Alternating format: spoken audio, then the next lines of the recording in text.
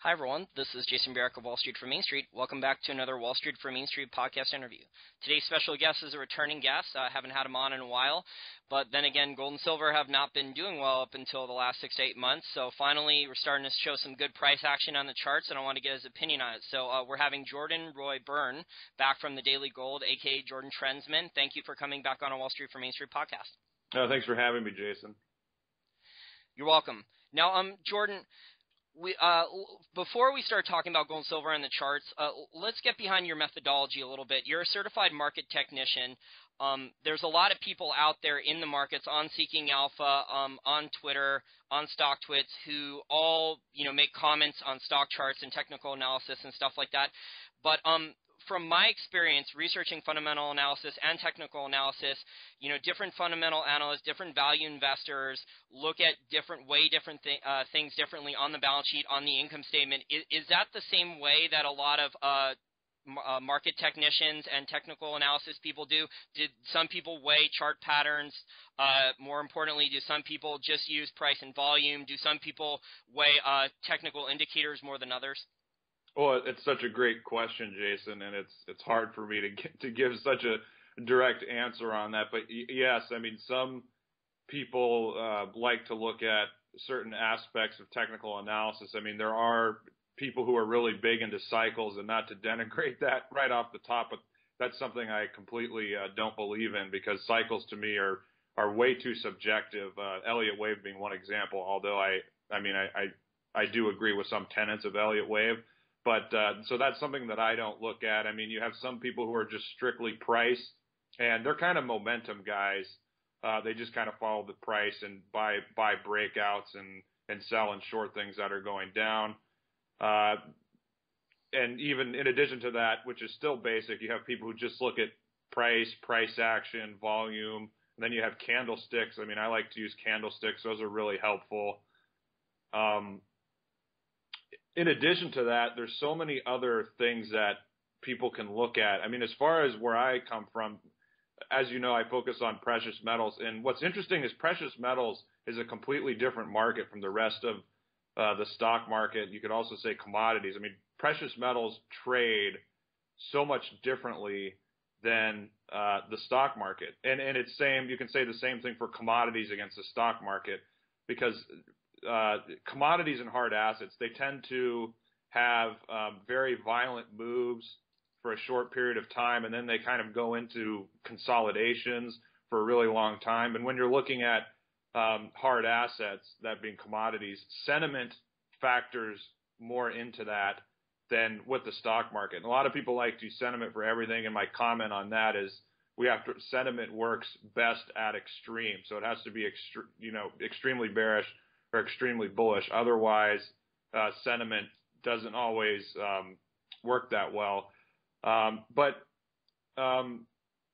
with respect to precious metals, so some of the things that I look at, it's evolved because I focus on precious metals, and some of those things aren't always applicable to the stock market and various other markets and sectors. But one thing I've been real big on, and as you know, because you've followed my work, is historical analysis and kind of comparing what's happened, or what's happening to what's happened in the past. And so in the last year or so, I've been looking at all the bear markets in gold, silver, and the gold stocks. And so what I've done is I would plot these on a chart and just kind of compare where we are. And even, we had that bottom in the gold stocks in the middle of 2012, and I thought, oh, well, this, we're down 40%.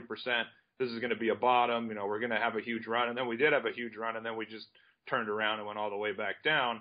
And then in 2013, around the March, April time, when I plotted all the bear markets, I realized all the bear markets in gold stocks are like 60 to 65%, and they last a couple years. So if I had known this, then I would have known that this little bear that we had from 2011 to 2012, it wasn't long enough, it wasn't deep enough. So looking at history is very important. And so looking at history with the gold stocks, I was able to, I'm not going to say I called the bottom, because anyone who's called the bottom, they never call it on the first try. They call it and it's wrong several times. But I remember late last June when we had that bottom, when I wrote an editorial the day before the bottom, I was thinking, we're going to have a really big rally. This is just so extreme where we are in so many facets relative to history. And then the same thing again in late December, where we had that rally, and then we made like a slight new low. And so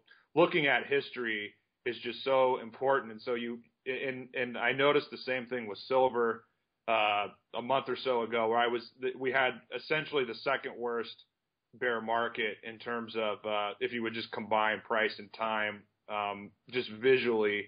And so I was looking at silver, and I thought this is going to have one move lower. And of course, if you would draw a trend line, looking at a daily or a weekly chart of silver over the last 12 or 13 years, if you would draw a trend line, there was really strong support kind of in the 17, 18 area. So it made a lot of sense. If we have one break lower, we're going to have this big move up. And like I talked about, sentiment is very important. The short interest, the nominal short interest on silver was at an all-time record. And basically silver, it had broken to a new low as far as the weekly close. And so silver should have gone down a little bit more and had this big rally. Well, what happened is it slowly started to reverse. And then just combining all these factors, it made it really obvious, this is the bottom. There's no way this thing is going to go a lot lower. And that's kind of the same moment that I had with the gold stocks in December. It's just when you look at history, you can realize what is kind of normal as far as expectations. And so these people who are predicting, silver's going to go to 8, or the Huey's going to go to 100, or gold's going to go to 800.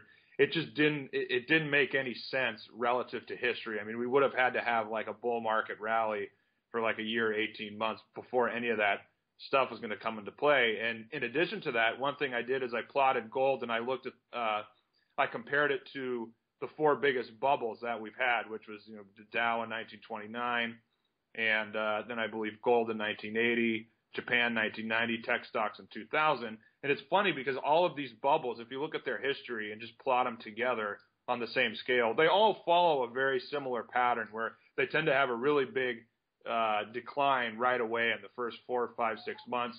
Then they have a reflex rally and a rebound. And then after that, they tend to go down for a year and a half or 2 years, where they just steadily kind of bleed away, and they tend to go down 60 to 80%. And so gold was just, the people who said gold's a bubble, I posted this chart a couple times. Gold was not following any of those historical examples. So, to kind of end this answer, I may be getting a little off track, but this is why looking at history is so important. You can apply it to any market. And so what I'm looking at now is I'm kind of looking at, well, how do markets, what do they do after they make a major bottom? What do the gold stocks do? How do they perform? Because people are kind of worried. We've had this good rally, and people are thinking, we're going to have this big correction. And so I'm looking at the history, and what I found is that gold stocks, it's a bunch of different information, so it's difficult for me to say it in a sentence or two. But essentially, you tend to rally for more than a year, and you have to really go up significantly before you get a big correction. So, and it's actually similar. If you look at the last 2 rallies in the S&P or the NASDAQ coming off the 2002 and 2009 lows, these markets just kept going up. And so it's interesting because where we are right now, I think it's the most difficult time to buy for people with respect to precious metal stocks, because number one, they've already rallied significantly. Number two, there's still kind of that fear that, maybe the bear is going to come back and they're going to come back down. And then number three, you never want to buy anything that's just gone up 50 or 70%. But at the same time, looking at all this analysis, it just tells me we're only going to have little dips. We're just going to keep rallying as far as history. So I think incorporating history with any market is it's vitally important, because it kind of gives you a lens of what potentially could happen and what is very unlikely to happen, I should say. Because I know there's some people who are saying, gold's going to shoot up to 2,000 a year, or silver is going to go to 50. If you just look at history and what happens after these major bottoms, it's not going to happen. It will happen eventually, but not in. It's not going to happen immediately. Then, yeah. Yeah, exactly. So when you look at, well, unless we have a 1933 event, maybe where the people in charge, the Keynesians, like an FDR event, where they close down the banks and then the dollar's not being devalued fast enough, and they revalue the gold or silver price or something like that. Well, the one in response to that, I would say the stocks have been strongly outperforming the metals, especially the best stocks, and so that's a very strong indication, and we saw that in the 60s when the stocks started going up and the gold price was fixed. That was a big tell. So I don't think we're going to see a revaluation, but if the stocks continue to shoot up and gold isn't moving up that much, then who knows, maybe that could happen. Okay, so in terms of your historical standpoint perspective, you would say then that the last 3 years of the very rough cyclical bear market for many holders of physical metal and also mining stocks is very similar to the cyclical bear market of 1974 to 1976 that was within the long-term secular bull market of precious metals from the 60s to up until 1980 when Paul Volcker raised the interest rates to save the dollar? Yes, I agree. And if you look at, I like looking at the gold stocks because they have a lot more history. As we know, the gold price was fixed and then revalued and stayed at that price for a long time. But looking at the gold stocks, they had two huge declines in that bull market where they declined roughly 65% twice. And so now we've just had that. So, that's where history is important. If you look at the last secular bull, the same thing has happened. With respect to gold, it looks very similar. The gold, of course, the price was fixed, so when they let it go, it kind of shot out of a cannon and went up so fast. And then that big downturn really allowed it to have the parabolic rise. And I remember a couple of years ago, there were just various analysts who were telling me, I'm not sure what's going to happen. I'm not sure if we're going to go over 2,000, but we need to have a big 30 or 40% decline to set up that final parabolic move. And so, there were some very smart analysts who got that one right. But yeah, I agree. I think it's very similar. And if you look at, as you know, Jason, secular bull markets, they tend to last 15 to 20 years, just as a general range. The interesting thing is if you actually look at hard assets against the stock market, there's like a 17 or 18-year cycle there. So if you want to get specific, you can say the bull markets, these trends tend to last 17 or 18 years. But anyway, gold I think it bottomed against the euro in 98 or 99, and I'd have to look at the other charts. But against foreign currencies, the gold bull market did start before 2000. Of course, we had the double bottom, 99 to 2001. But what I'm getting at is we're deep in this bull market as far as time. We're pretty long. I don't think this thing is going to last 22 or 25 years. I could be wrong. But again, this is where history comes into play. I think it makes sense to say this thing has, 4 years left, maybe 5 years left, could have 6 years left, but something like that. And so if you look at what happened in the mid 70s, it's very similar what happened. It's a good point. And, trying to put an exact time on how long this bull market is going to last, I don't think we can go there because the politicians and the Keynesian central bankers have just been so good at kicking the can down the road. I don't know about you, but after 2008, I thought there would be no way that they'd be able to keep the game going as long as they have up until this point. I thought there would be no way that the U.S.'s foreign creditors would stand for the dollar being devalued and their foreign treasuries holdings being devalued and things like this, but yet they have. And they've also managed to goose the stock market much higher to the point where, they've given these corporations very cheap capital to buy back shares and do humongous amounts of leveraged buyouts and mergers and acquisitions and things like this. From a fundamental standpoint on the general stock market, a lot of these larger corporations are not growing their revenue at all. And yet their stock price continues to go higher and their earnings continue to go higher, but there's no, real driver of that in terms of fundamentally. There's not a humongous amount of new products and services for a lot of companies in a lot of sectors. There's not real revenue growth. Profit margins are at an all-time high, but it's because they've cut a humongous amount of costs. They fired a lot of employees, moved them to part-time status, and, cost cutting is not a long-term drastic cost cutting like that's not a long-term solution. It's about new products and services and reinvesting the money in like research and development and CapEx and things like this. And profit margins, if you've studied a fundamental analyst like Vitaly Katzenelson, who's a good value investor, he says profit margins mean revert. So we've had a case here with the gold stocks where, the last 3 years, there's been basically no profits. And I think from a fundamental standpoint, I think they're starting to get lean and mean. Chris Marchese is a hedge fund manager. He works at Morgan Report, and he was telling me that even Barrick has trimmed the fat.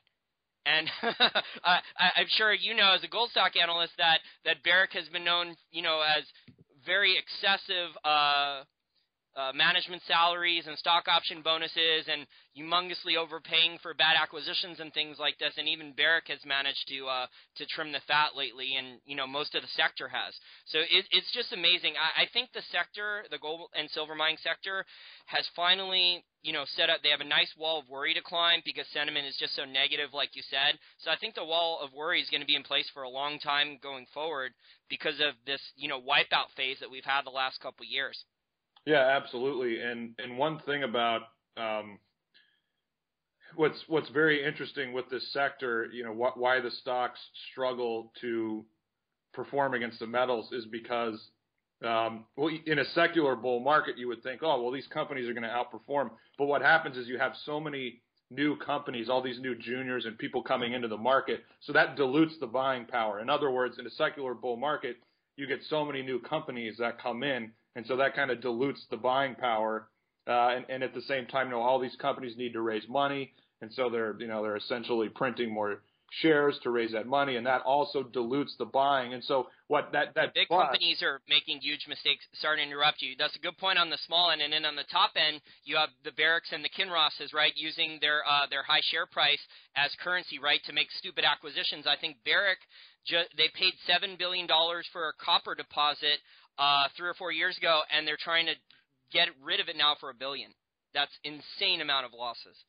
Okay, well, let me finish my point. The point I was trying to make is, in a secular bull market with precious metals companies, is you have a huge amount of new companies that come into the market, and so that dilutes the buying power, and that's one reason why these stocks struggle to perform against the metals. Now, that's why the bust that we're having right now is good, and similarly, you can see the same thing in the mid-'70s because that bust obviously cleaned out the weak companies, and then only the strongest companies remained. And that's kind of where we are right now, in that we're recovering, and sure, there's going to be new companies that come online, but the bear market was so severe that it wiped out, a huge amount of companies, or, there's some that haven't been wiped out. But in other words, you're going to have a whole lot of new money coming into the sector, and it's going to be the options and the stocks that they can buy.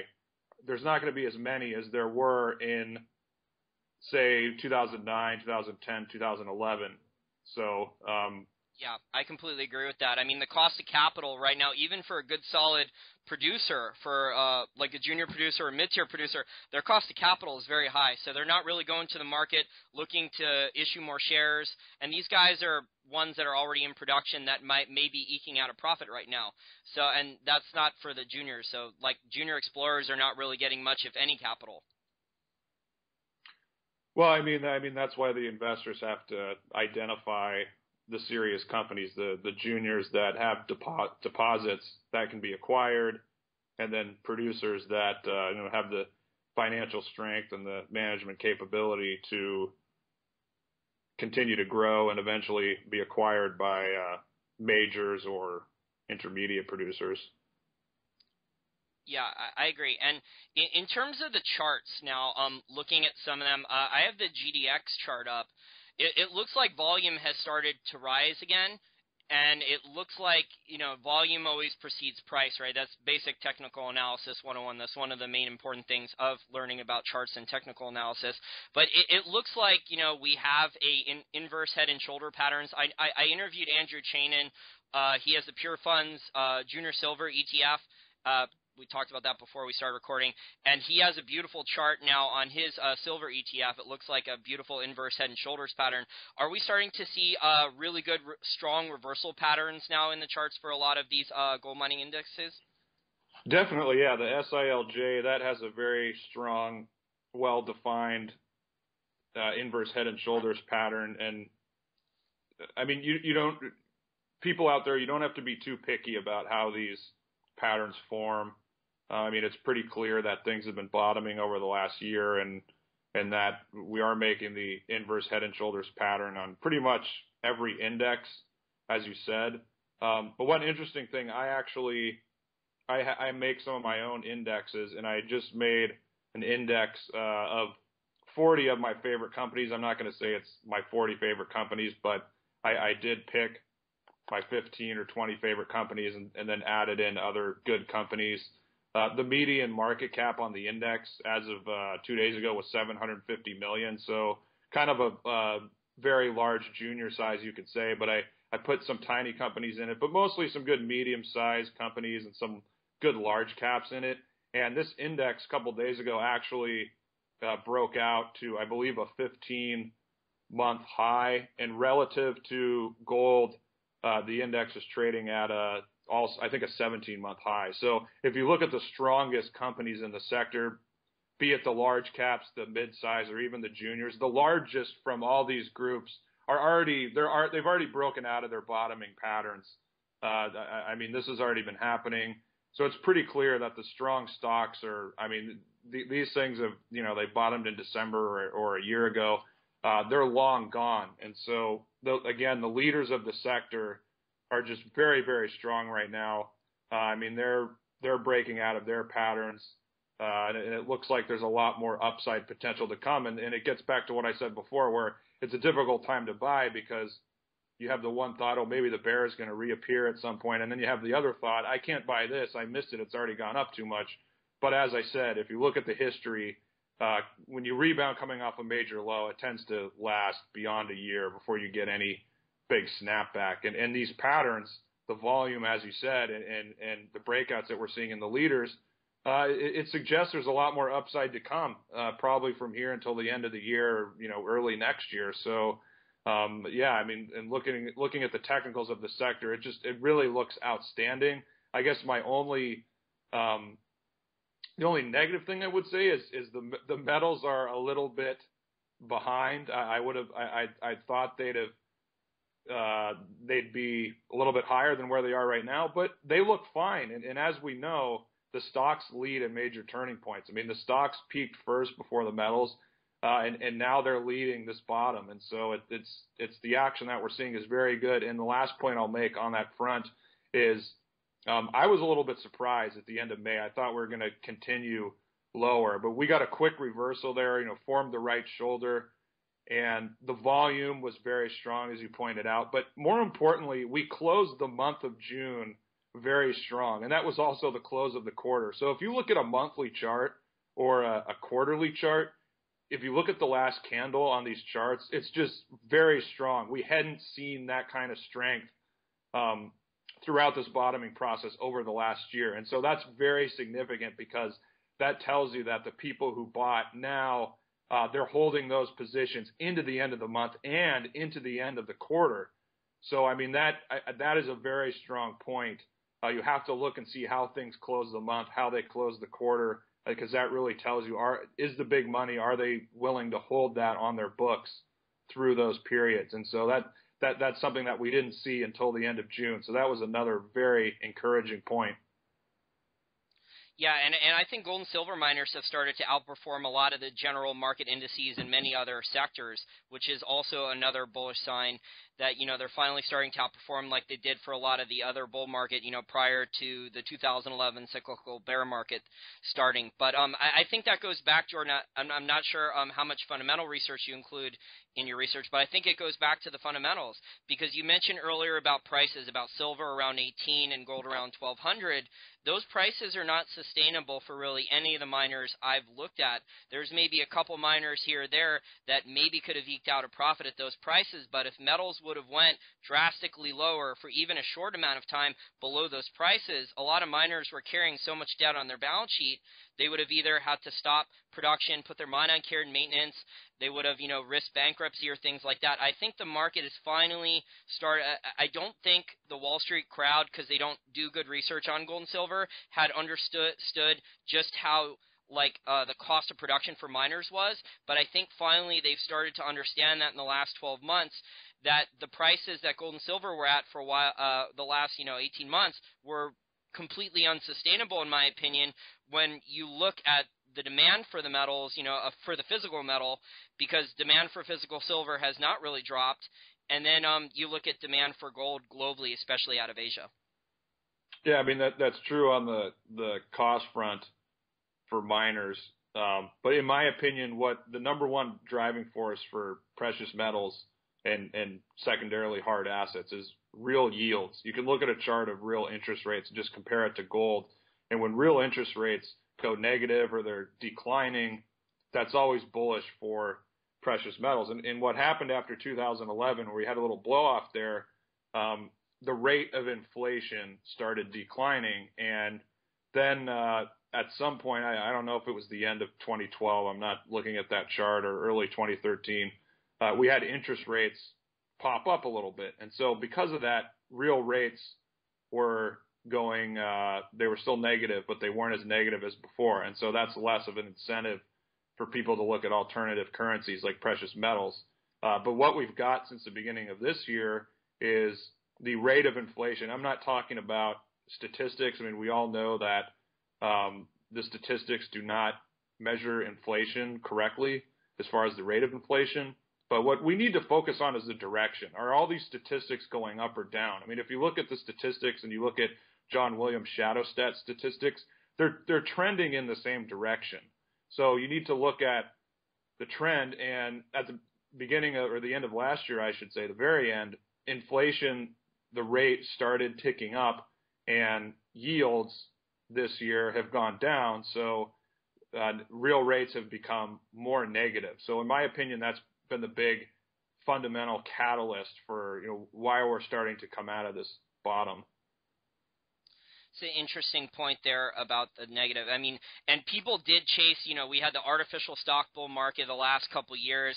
People were scared to buy bonds. A lot of the money that was in the bond market, maybe from managed money, it went to the stock market.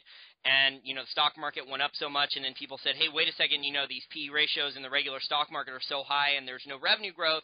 And now I guess a lot of that money, after it's already made big profits, is looking for more undervalued things. And I don't know about you, Jordan, but I've actually heard some conventional value investors mention the gold and silver miner industry because they're running a certain balance sheet analysis, and they're finding net nets in gold and silver miners, which means, if you chopped up the whole company and sold off the parts, there would still be enormous amounts of cash left over per share. So that's how grossly undervalued a lot of these gold and silver miners were, because I guess these fundamental value investors for a while had not looked at them. They don't want to buy resource stocks. They didn't understand the supply and demand of gold. But you have a really good article on your website. You just put it up a couple days ago. Actually yesterday. It's about the reminiscences of a stock operator. So in relation to that, I think it's a book I read a number of years ago. It's a very good book for our listeners out there. It's about Jesse Livermore's life. He was one of the greatest traders of all time. And I think he was involved in the 1929 stock market crash, right? Yes, I believe he made lots of money. Yeah, I think he set up stock pools, so I think he was working both sides. And Jim Sinclair's dad, I think, was involved with him too. But there's a lot of lessons to learn from your article there. In terms of, people try to overthink things. Like you were talking about earlier with the gold stocks, they've already gone up quite a bit from the bottom here. But to make a lot of money in investing, you don't have to buy things at the exact bottom, right? Absolutely, yeah, absolutely. And as you said, I mean, they have gone up a lot, and what I've just been telling subscribers, new subscribers or people who aren't in, because I've already done lots of buying in our service, focus on the dips. I mean, just, what's common sense right now? Look at your list of favorite stocks and buy the ones that, are not short-term overbought, or buy the ones that dip 5 or 10%. I mean, we just had a big dip yesterday.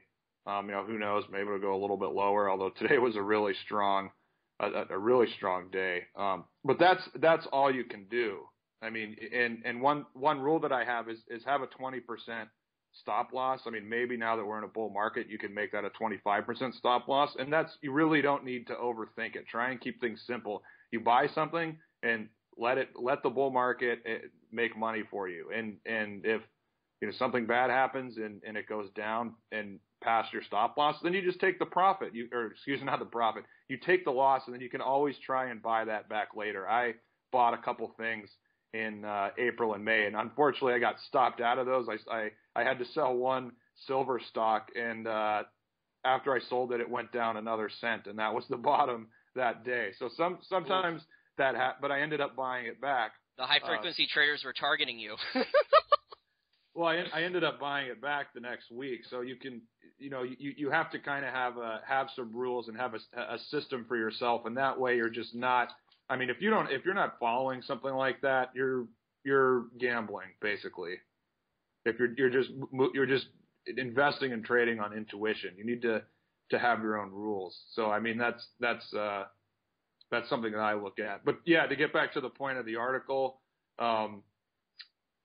I was talking to someone a couple days ago, and they just said it's old turkey time, so I can't take credit for the idea, but I did write the article, and I just love reading the description of old turkey about how they gave him that nickname because of the way he strutted around the office. It's just very amusing to me. But I mean, like Livermore was saying or intimating, there's basically you can glean a lot of wisdom from just those few words. And look, I mean, it appears that we're in a bull market now, and try and buy the best companies that you can, and unless you get stopped out, hold it, because things are going to keep going higher for the next several years.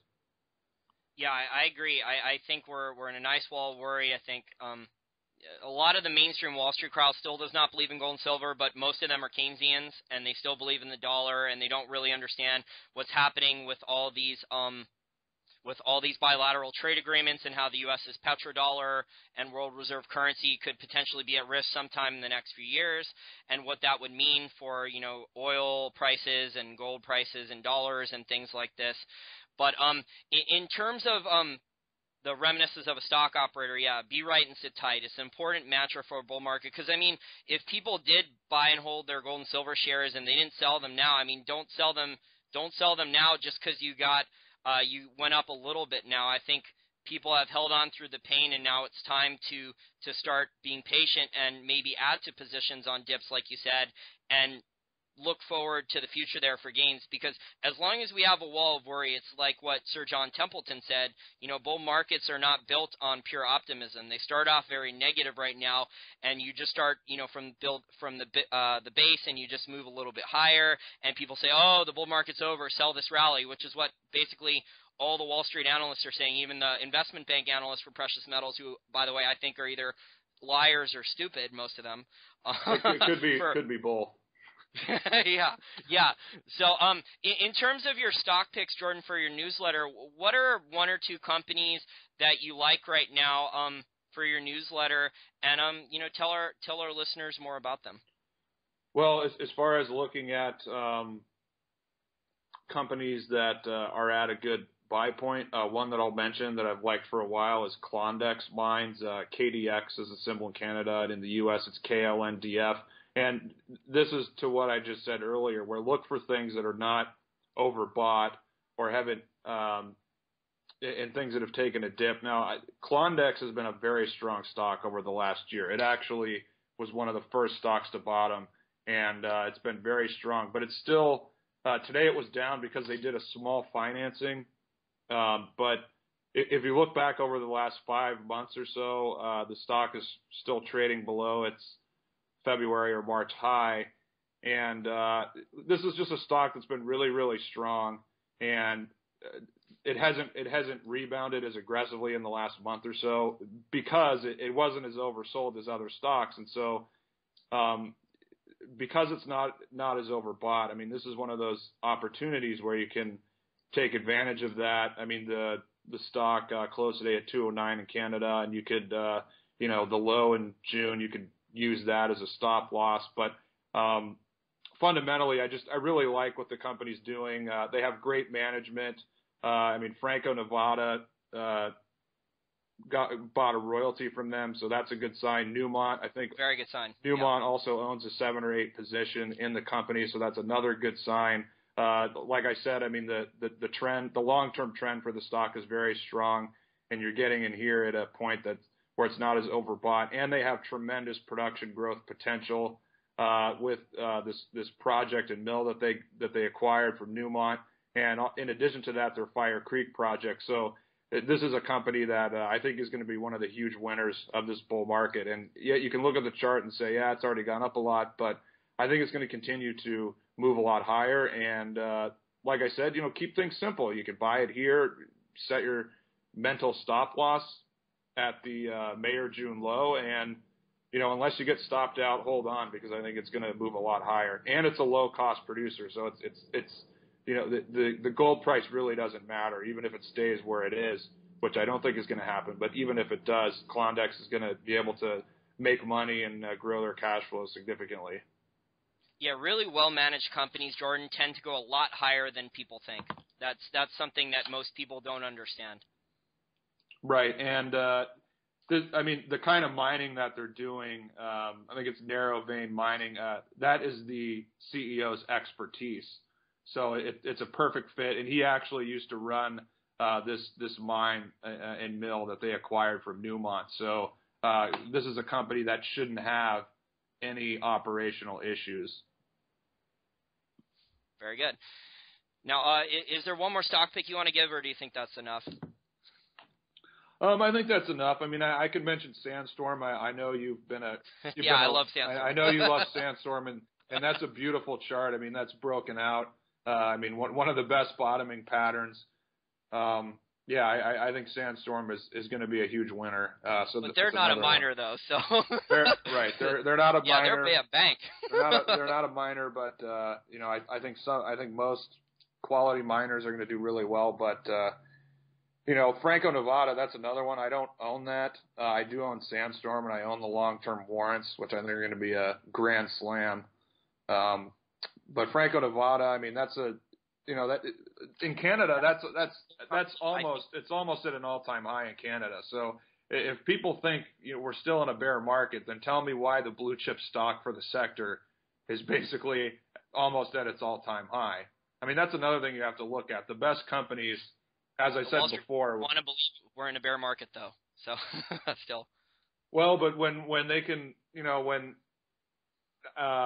with respect to the stock market, I don't know how much time we have left, but I